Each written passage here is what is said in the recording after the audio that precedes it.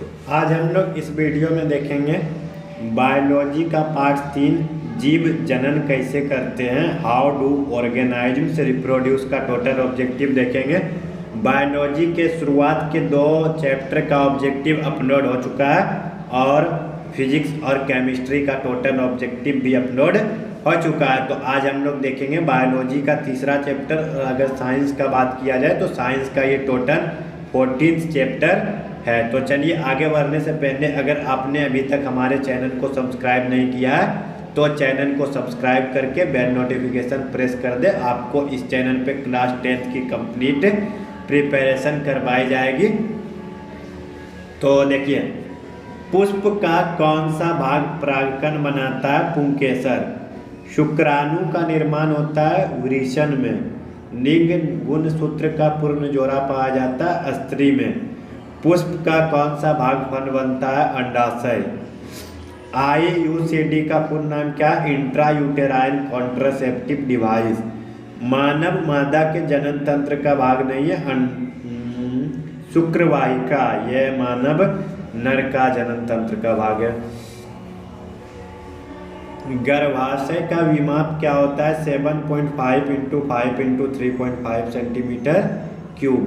मानव जनन अंग किस आयु में परिपक्व एवं क्रियाशील होते हैं? 18। योनि के भीतर एक पतली झिल्ली होती है जिसे क्या कहते हैं? हाइमेन। नर युग्मक एवं मादा युग्मक के संगठन को कहते हैं निषेचन। अंडाणु निषेचित होता है फैलोपियन नलिका में। परागकोश में होते हैं परागकण। निम्न में से कौन मानव में मादा जनन तंत्र का भाग नहीं है? शुक्रवाहिका। ये वाला प्रश्न दूसरा बार आ चुका है, ये ऊपर में भी था ना। नर में टेस्टोस्टेरोन का स्राव प्रायः कितने उम्र में प्रारंभ होता है? 15 से 18 वर्ष में। मलेरिया उत्पन्न करने वाले मच्छर मादा एनोफेलेस, यानी मादा एनोफेलेस मच्छर काटता है तो मलेरिया होता है, केवल मादा, नर नहीं। किस तरह के जल में उत्पन्न होता है? तो गंदे जल में। हाइड्रा में किसके द्वारा अलैंगिक जनन होता है? तो मुकुंदन के द्वारा।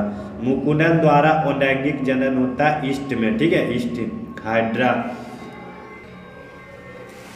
आगे चलते हैं 18 नंबर में। पुष्पी पौधे में लैंगिक जनन किसके द्वारा होता है? फूलों के द्वारा। इनमें कौन अलैंगिक जनन की विधि है? तो देखिए, विखंडन भी अलैंगिक जनन है, मुकुंदन भी और बीजाणु जनन भी। तो इनमें से सभी। डेंगू उत्पन्न करने वाले मच्छर किस तरह के जल में रहते हैं? तो देखिए, मलेरिया उत्पन्न करने वाला गंदे जल में और डेंगू उत्पन्न करने वाला साफ जल में। भग के कितने भाग होते हैं? 3। कार्पस ल्यूटियस से स्रावित हार्मोन को हम क्या कहते हैं? प्रोजेस्टेरोन। निम्नलिखित में कौन एक प्रोटोजोआ जनित लैंगिक जनन संचारित रोग है? ट्राइकोमोनियसिस। स्त्रियों में संपन्न होने वाले प्रजनन चक्र को कहते हैं। इनमें से सभी, यानी रजोधर्म, मासिक धर्म, मासिक चक्र, ये सभी एक ही नाम है, ठीक है, जिसे कि इंग्लिश में हम लोग पीरियड्स भी कहते हैं। तो यही सबको, इनमें से सभी। फूल में प्रजनन अंग है, यानी फूल में नर प्रजनन अंग है पुंकेसर। एक लिंगी पुष्प का उदाहरण है पपीता। निम्नलिखित में कौन विषाणु जनित लैंगिक जनन संचारित रोग है? एड्स। महिला में मासिक चक्र की अवधि होती है 28 दिनों की। योनि के दोनों और चमड़े की मोटे मोटे परतें होती है जिन पर बाल उगे होते हैं, क्या कहलाते हैं? बृहत भगोष्ठ। मानव भ्रूण का विकास होता है, तो मानव भ्रूण का विकास होता है गर्भाशय में। किसी प्रकार के जनन में जनक के शरीर से कनिका निकलती है मुकुंदन में। स्त्री केसर के आधारीय भाग को कहते हैं, तो स्त्री केसर का आधारीय भाग होता है अंडाशय। बृहत भगोष्ठ के भीतर दोनों और जिस पर बाल नहीं उगते हैं क्या कहलाते हैं? लघु भगोष्ठ। लघु भगोष्ठ के आसपास एक छोटी और उठी हुई रचना होती है जो बहुत संवेदनशील होती है, क्या कहलाती है? भग शेप। निषेचन के फलस्वरूप अंडाशय की दीवारें बनाती है फल, ठीक है। अब आगे चलते हैं कितने नंबर में? 36 नंबर में। बीजांड की दीवारें मोटी होकर बनाती है बीजावरण, ठीक है, बीजावरण। विश्व आंकड़ों के अनुसार सिफिलिस के कुल कितने रोगी हैं? 50 मिलियन। निम्नलिखित में कौन लैंगिक जनन संचारित रोग नहीं है? तो देखिए एड्स भी है, गोनोरिया भी है, सिफिलिस भी है, बट टाइफाइड ये एक प्रकार का बुखार होता है, ये नहीं है। गुणसूत्र कहाँ पाए जाते हैं? तो गुणसूत्र पाए जाते हैं कोशिका के केंद्र में। डीएनए का पूरा नाम होता है डीऑक्सीराइबोन्यूक्लिक एसिड, ठीक है, डीऑक्सीराइबोन्यूक्लिक एसिड। गोनोरिया के कुल कितने रोगी विश्व पटल पे है? 150 मिलियन। यौवन की आयु क्या होती है लड़कियों में? 10 से 12 वर्ष। अंडोत्सर्ग कब होता है? रजोधर्म के 12 से 14 दिन के बाद। 1 मिनट। पुंकेसर के अग्रभाग को कहते हैं परागकोश। शीशन का अग्रभाग एक फूली हुई गोलाकार रचना होती है, उसे क्या कहते हैं? ग्लांस। लड़कों में यौवनावस्था के लक्षणों का नियंत्रण करने वाले हार्मोन को कहते हैं टेस्टोस्टेरोन। निम्नांकित में कौन मानव शुक्राणु में गुणसूत्र की संख्या को दर्शाता है? 23, ठीक है। प्लेनेरिया में अलैंगिक जनन की विधि है अपखंडन। द्विखंडन एवं बहुखंडन विधि से उत्पन्न वंशजों को क्या कहते हैं? अनुजात। पौधों के मादा युग्मक को कहते हैं अंडाणु। निषेचन के फलस्वरूप निर्माण होता है युग्मनज का। किसी द्विलिंगी पुष्प की वह दशा जिसमें पुंकेसर स्त्री केसर से पहले परिपक्व हो जाता है क्या कहलाता है? पुपूर्वता। शुक्राणुओं का प्रमुख ग्रहण स्थल है एपिडाइडिमिस, ठीक है। अब आगे चलते हैं हम लोग कहाँ? 54 नंबर में। मनुष्य में निषेचन का स्थान है, तो मनुष्य में निषेचन का स्थान होता है अंडवाहिनी। नर में ऑपरेशन की विधि जिसके द्वारा परिवार नियोजन होता है क्या कहलाता है? वासेक्टोमी।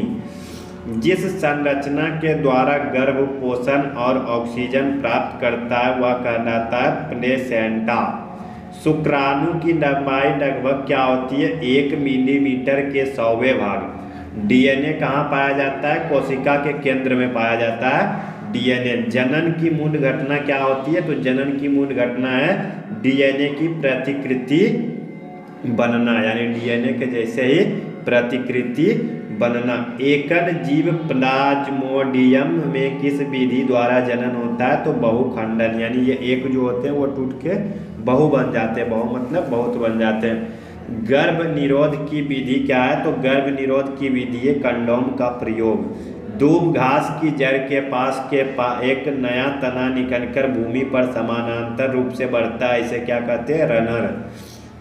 प्लेनेरिया में अपने कायिक भाग से नए जीव के निर्माण की क्षमता होती है। इस प्रकार अनेक प्लेनेरिया उत्पन्न हो जाते हैं और लैंगिक जनन की इस विधि का नाम है पुनरुद्भवन। जनन मुख्यतः कितने प्रकार के होते हैं? 2 प्रकार के, एक लैंगिक और एक अलैंगिक। कुछ संधिपाद प्राणी अपने नष्ट हो गए पैरों के बदले नए पैर उगा लेते हैं, इस प्रक्रम का क्या नाम है? वही पुनरुद्भवन। मादाओं में प्रायः कितने वर्ष की आयु में अंडोत्सर्ग बंद हो जाता है? तो 50 वर्ष, यानी 50 वर्ष के बाद मादा अधिकतर जो होते हैं, अधिकांश मादा वो अब बच्चे पैदा करने के योग्य नहीं रह जाते हैं, क्योंकि 50 वर्ष के बाद जो होता है अंडोत्सर्ग बंद हो जाता है। जनन की किस विधि द्वारा समान गुणों वाले जीवों की विशाल आबादी को कायम रखा जाता है? कायिक प्रबंधन। विषम परिस्थितियों में बीजाणुओं के ऊपर एक रक्षक आवरण चढ़ जाता है, इस रक्षक आवरण का नाम होता है पूटी, ठीक है।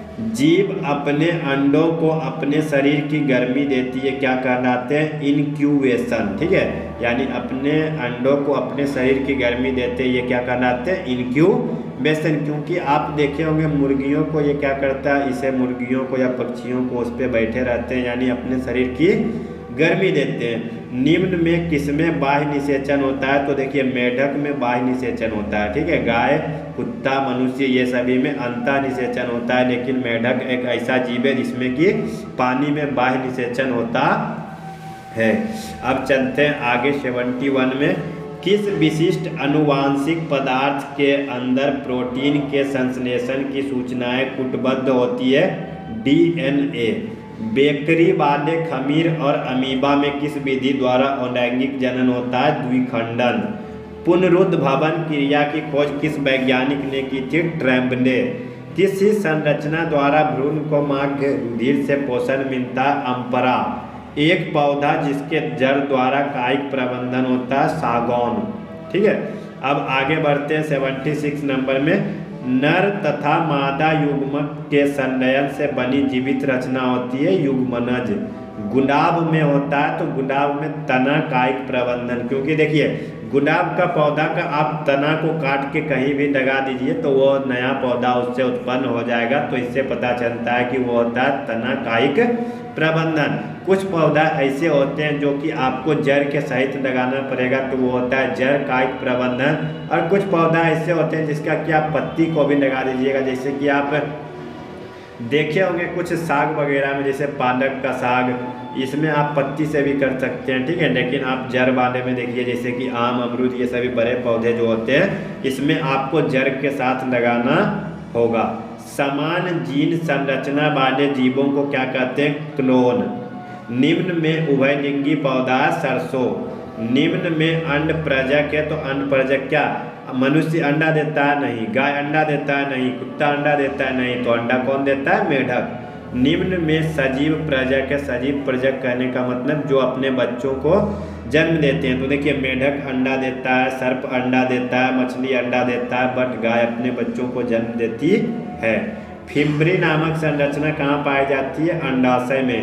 निम्न में यौन संचारित रोग है? गोनोरिया। किसी पादप समूह के पौधों में जननांग पुष्प के भीतर पाए जाते हैं? एंजियोस्पर्म। लड़कों में यौवनारंभ के लक्षणों का नियंत्रण किस हार्मोन के द्वारा होता है? टेस्टोस्टेरोन। ये याद कर लीजिएगा, ये क्वेश्चन बहुत बार आया है। ठीक है, यानी लड़कों में यौवनारंभ यानी जब लड़कों का उम्र 15, 17, 18 होता है तो जब उसका जो लक्षण दिखने लगता है तो वो किसके द्वारा नियंत्रण होता है? टेस्टोस्टेरोन के द्वारा। अंडाशय वर्तिका और वर्तिकाग्र पुष्प के किस जननांग के भाग है? स्त्री केसर।